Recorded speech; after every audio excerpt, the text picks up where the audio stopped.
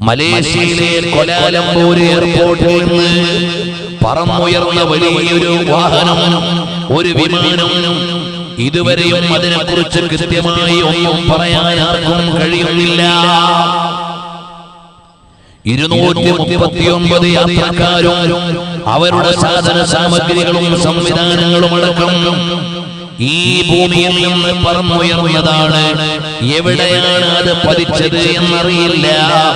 ഈ ഭൗതികമായ ലോകത്ത് നിന്ന് പറന്നുയർന്ന് ഈ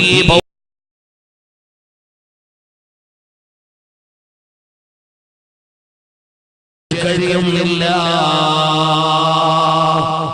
സാറ്റലൈറ്റ് സംവിധാനങ്ങളുണ്ട് നമ്മുടെ കയ്യിൽ, റഡാർ സിസ്റ്റം ഉണ്ട് നമ്മുടെ പക്കൽ. ഇന്റർനാഷണലി ഉയർന്ന സെക്യൂരിറ്റി സംവിധാനമുള്ള ഒരു ഫ്ലൈറ്റാണ് നഷ്ടമായി പോയത്. അതെവിടെയെന്നറിയാൻ കഴിയുന്നില്ല.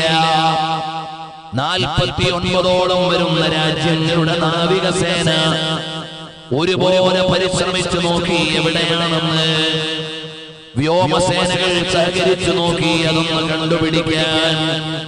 സാറ്റലൈറ്റ് ചിത്രങ്ങൾ പരിശോധിച്ചു നോക്കി അതെവിടെയാണെന്നറിയാൻ. റഡാർ പരിധികൾ പരിശോധിച്ചു നോക്കി അതിനെക്കുറിച്ച് വിവരം ലഭിക്കാൻ. സാങ്കേതിക വിദഗ്ധന്മാരെ ആലോചിച്ചു നോക്കി അതെങ്ങനെയെന്ന് കണ്ടുപിടിക്കാൻ. ഒരാൾക്കും അതിനെക്കുറിച്ച് കൃത്യമായ വിവരം പറയാനില്ല. സാധാരണഗതിയിൽ ഒരു ഫ്ലൈറ്റ് അപകടത്തിൽപ്പെട്ടാൽ അതിന്റെ വിവരങ്ങൾ ശേഖരിക്കാനുള്ള ബ്ലാക്ക് ബോക്സിന്റെ ബാറ്ററിയുടെ ചാർജും തീർന്നിരിക്കുകയാണ്. സംവിധാനങ്ങൾ മുഴുവനും ആയുധം വെച്ച് കീഴടങ്ങുമ്പോൾ ഇതിന്റെ മുഴുവനും പരമാധികാരിയാരാണ്?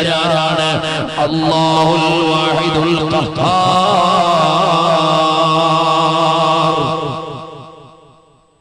പരലോകമില്ലെന്ന് പറയുന്നവർക്ക് മറുപടി